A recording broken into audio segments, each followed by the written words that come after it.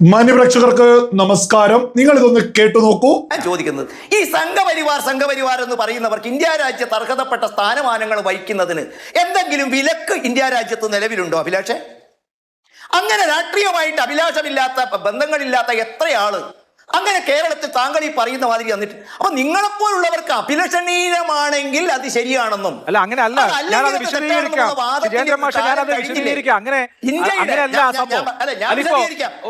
നിങ്ങൾ ഞാനൊന്ന് വിശദീകരിക്കാം. നിങ്ങൾ പറഞ്ഞതിന്റെ എന്റെ വിശദീകരണം കേട്ടിട്ട് നിങ്ങളൊന്ന് പറയൂ. ഇന്ത്യ രാജ്യത്തിന്റെ ഗവർണർമാർ, രാഷ്ട്രപതിമാർ, പ്രധാനമന്ത്രിമാർ, 1300-ലധികം MLA മാർ, ഏറ്റവും കൂടുതൽ MP മാർ, ഇവരൊക്കെ ഈ രാജ്യത്തെ സംഘപരിവാർ നോമിനിയാണ് അഭിലാഷേ. അവർക്ക് ഇന്ത്യ രാജ്യത്തെ പദവികൾ വഹിക്കുന്നതിന് അയോഗ്യതയില്ല. മറിച്ച് അവർക്ക് അയോഗ്യതയുണ്ടെങ്കിൽ ചോദ്യം ചെയ്യാനും തിരുത്താനും ഈ രാജ്യത്ത് കോടതികളുണ്ട്.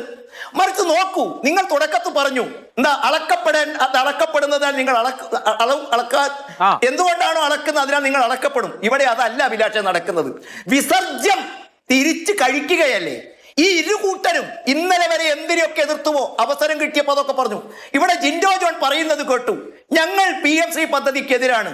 ജിൻഡോ ജോൺ എതിരായിരിക്കാം. ഞാൻ ചോദിക്കട്ടെ, DK ശിവകുമാർ എതിരാണോ? രാഹുൽ ഗാന്ധി എതിരാണോ? നിങ്ങളുടെ ഇന്ത്യ രാജ്യത്തെ ഏതെങ്കിലും മുഖ്യമന്ത്രി എതിരാണോ? ഇപ്പോൾ നിങ്ങൾക്കെതിരാണ്. കാരണം ഇന്ന് സമസ്തയുടെ പുസ്തകത്തിൽ ലേഖനം വന്നിരിക്കുന്നു, കടലാസിൽ വന്നിരിക്കുന്നു. കാരണം ഇന്ത്യ രാജ്യത്തെ മറ്റൊരു കോൺഗ്രസിനെയും നിങ്ങൾ ഈ പറയുന്ന മാതിരി ജമാഅത്തെ ഇസ്ലാമിയും സമസ്തയും PDPയും SDPയും നിയന്ത്രിക്കുന്നില്ല. ഭരണകൂടവും രാഷ്ട്രീയത്തിൽ നിന്നും മതങ്ങൾ വേറിട്ട് നിൽക്കണമെന്ന് പറയുന്നവനെ തിട്ടൂരം കൊടുക്കുന്നത് മതവർഗീയ പാർട്ടികളുടെ കൂടാരത്തിൽ നിന്നാണ്. നിങ്ങൾ കേട്ടില്ലേ, BJP വക്താവ് TP ജയചന്ദ്രൻ മാഷ് കഴിഞ്ഞ രാത്രിയിലെ ന്യൂസ് ചാനൽ ചർച്ചയില് നല്ല ഒന്നാം തരം ചൂട്ട മറുപടിയാണ് കോൺഗ്രസിന് ഈ PM ശ്രീ പദ്ധതിയുമായി ബന്ധപ്പെട്ട് കൊടുത്തിട്ടുള്ളത്. എന്തുകൊണ്ടാണ് കോൺഗ്രസ് ഇവിടെ നടപ്പിലാക്കാത്തത്? ആരുടെ അടിമയായിട്ടാണ് കോൺഗ്രസ് ഇവിടെ മുന്നോട്ട് പോകുന്നത്? ജമാഅത്തെ ഇസ്ലാമിക്കും മുസ്ലിം ലീഗിനും അതിലെ പങ്കെന്താ? നമുക്ക് ആ വിഷയത്തിലേക്ക് വരാം.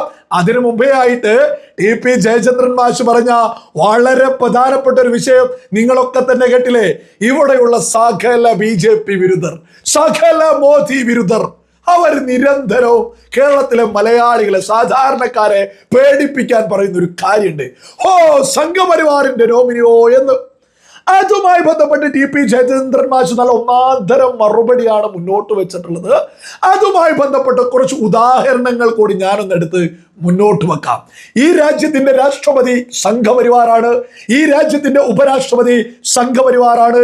ഈ രാജ്യത്തിന്റെ പ്രധാനമന്ത്രി സംഘപരിവാറാണ്. ഈ രാജ്യത്തിന്റെ ആഭ്യന്തരമന്ത്രി സംഘപരിവാറാണ്. ഈ രാജ്യത്തിന്റെ പ്രതിരോധ മന്ത്രി സംഘപരിവാറാണ്.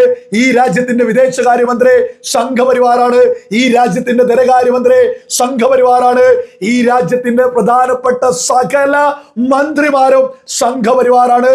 ഈ രാജ്യത്തെ ഭൂരിപക്ഷം MP മാരും സംഘപരിവാറാണ്. ഈ രാജ്യത്തെ 17 മുഖ്യമന്ത്രിമാരും സംഘപരിവാറാണ്. ഈ രാജ്യത്തെ ബഹുഭൂരിപക്ഷം MLA മാരും സംഘപരിവാറാണ്. ഈ രാജ്യത്തെ ഏറ്റവും കൂടുതൽ കോർപ്പറേഷനുകൾ ഭരിക്കുന്നത് സംഘപരിവാറാണ്. ഈ രാജ്യത്തെ ഏറ്റവും കൂടുതൽ മുനിസിപ്പാലിറ്റികൾ ഭരിക്കുന്നത് സംഘപരിവാറാണ്. ഈ രാജ്യത്തെ ഏറ്റവും കൂടുതൽ ഹോസ്പിറ്റലുകൾ ഉണ്ടായിട്ടുള്ളത് സംഘപരിവാർ രാജ്യം ഭരിക്കുന്ന കാലത്താണ്.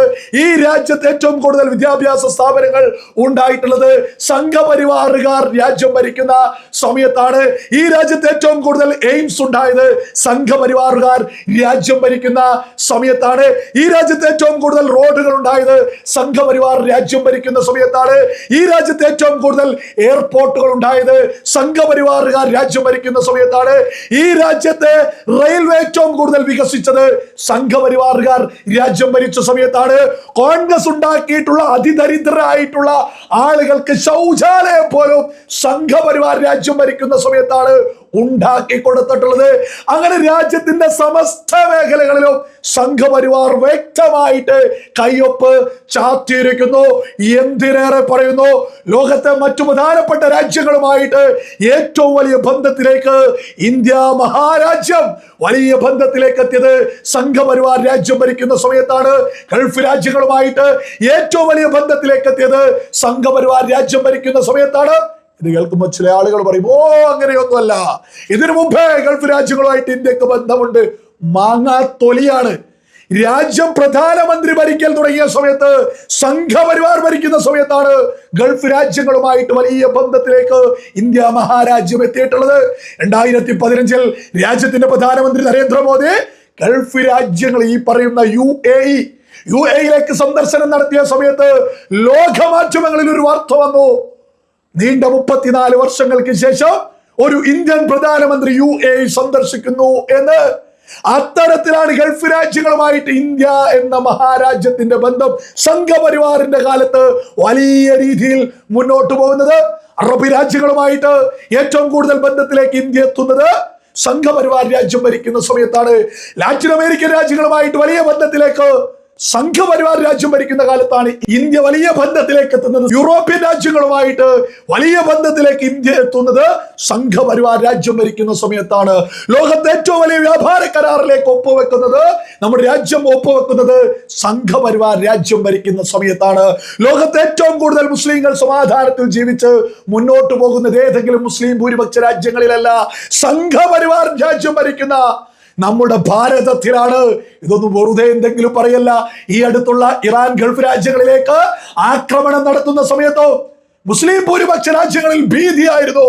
എന്നാൽ സംഘപരിവാർ ഭരിക്കുന്ന ഈ ഇന്ത്യ മഹാരാജ്യത്ത്, സംഘപരിവാർ ഭരിക്കുന്ന ഭാരതത്തിൽ, ലോകത്തിലെ തന്നെ ഏറ്റവും കൂടുതൽ മുസ്ലിങ്ങൾ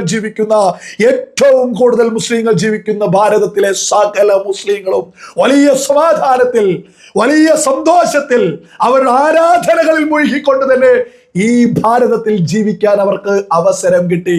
പുണ്യ റമദാൻ പോലും കഴിഞ്ഞിട്ടുണ്ടായിരുന്നത് യുദ്ധഭീതി സമയത്തായിരുന്നു.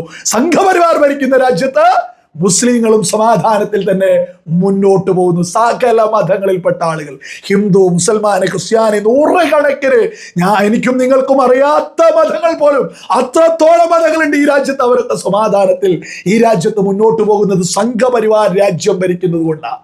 അത്തരത്തിലുള്ള സംഘപരിവാറിനെതിരെ ഉളുപ്പില്ലേ നമ്മുടെ കേരളത്തിലെ പ്രമുഖ മാധ്യമങ്ങൾ, സകല BJP വിരുദ്ധരോ, സംഘപരിവാറിന്റെ നോമിനിയോ, സംഘപരിവാറിന്റെ ആരോ. ഈ രാജ്യം ഭരിക്കുന്നത് തന്നെ സംഘപരിവാറാ. ഈ രാജ്യം പുരോഗതിയിലേക്ക് എത്തിയത് സംഘപരിവാറിന്റെ കാലത്താണ്. ഈ രാജ്യത്തെ എന്തെടുത്ത് നോക്കിയാലും, ഈ രാജ്യത്തെ ഏറ്റവും വലിയ രാഷ്ട്രീയ പാർട്ടി BJP, സംഘപരിവാർ. ഈ രാജ്യത്തെ ഏറ്റവും വലിയ യുവജന സംഘടന യുവമോർച്ച, സംഘപരിവാർ. ഈ രാജ്യത്തെ ഏറ്റവും വലിയ വിദ്യാർത്ഥി സംഘടന ABVP, സംഘപരിവാർ. ഈ രാജ്യത്തെ ഏറ്റവും വലിയ സാംസ്കാരിക സംഘടന സംഘപരിവാർ. ഈ രാജ്യത്തെ ഉദ്യോഗ തലത്തിലെ ഏറ്റവും വലിയ സംഘടന സംഘപരിവാർ. അങ്ങനെ സമസ്ത മേഖലയിലും ഏറ്റവും വലുതായിട്ട് നിൽക്കുന്നത്, ഏറ്റവും വലിയ രീതിയിൽ ഈ രാജ്യത്തുള്ളത് സംഘപരിവാറാണ്. അതൊരു തർക്കമില്ലാത്ത വിഷയമാണ്. ഈ രാജ്യത്തെ സകലതും അടക്കി ഭരിക്കുന്നത് സംഘപരിവാറാണ്. ലോകത്തെ ഏറ്റവും കൂടുതൽ ജനങ്ങൾ സമാധാനത്തിൽ ജീവിക്കുന്നതും സംഘപരിവാർ ഭരിക്കുന്ന രാജ്യത്താ. അത്തരം രീതിയിൽ ഈ രാജ്യം മുന്നോട്ട് പോകുമ്പോൾ ഇവിടെ കുറെ ആള് സംഘപരിവാർ എന്തോ മലമറിക്കോ എന്ന് പറഞ്ഞ് എത്ര കാലം ഇവിടെയുള്ള മാധ്യമങ്ങൾ, എത്ര കാലം BJP വിരുദ്ധർ ഇതൊക്കെ പാടി നടക്കും. കേരളത്തിലെ സാധാരണക്കാർ ഇതൊക്കെ തിരിച്ചറിഞ്ഞുകൊണ്ടിരിക്കുക. കൃത്യമായിട്ട് TP ജയചന്ദ്രൻ മാഷ് PM ശ്രീ വിഷയത്തിൽ കാര്യങ്ങൾ മുന്നോട്ട് വെച്ചു. PM ശ്രീയിൽ ഒപ്പുവെക്കാത്തത് നമ്മുടെ കേരളത്തിൽ മാത്രമാണ്. കോൺഗ്രസ് ഭരിക്കുന്ന എല്ലാ സ്ഥലങ്ങളിലും ഒപ്പുവെച്ചിരിക്കുന്നു. എന്തേ ഇവിടെ ഒപ്പുവെക്കാത്തത്? ഇവിടെ കോൺഗ്രസിനെ നിയന്ത്രിക്കുന്നത് ജമാഅത്തെ ഇസ്ലാമിയാണ്, PDP ആണ്, അതേപോലെ തന്നെ മുസ്ലിം ലീഗ് എന്ന മതവർഗീയ പാർട്ടിയാണ്. ഇവരൊക്കെ നിയന്ത്രിക്കുന്നത് കൊണ്ടാണ് കോൺഗ്രസ് ഇവിടെ PM ശ്രീയിൽ ഒപ്പുവെക്കാതെ മറ്റെല്ലാ സംസ്ഥാനങ്ങളിലും PM ശ്രീക്കൊപ്പം ഒപ്പുവെച്ച് മുന്നോട്ട് പോകുന്നത്. ഇത് നമ്മുടെ കേരളത്തിലെ സാധാരണ സർക്കാർ വിദ്യാലയങ്ങളിൽ പഠിക്കുന്ന വിദ്യാർത്ഥികൾക്ക് വേണ്ടി നരേന്ദ്രമോദിയുടെ ഒരു സ്വപ്ന പദ്ധതിയാ.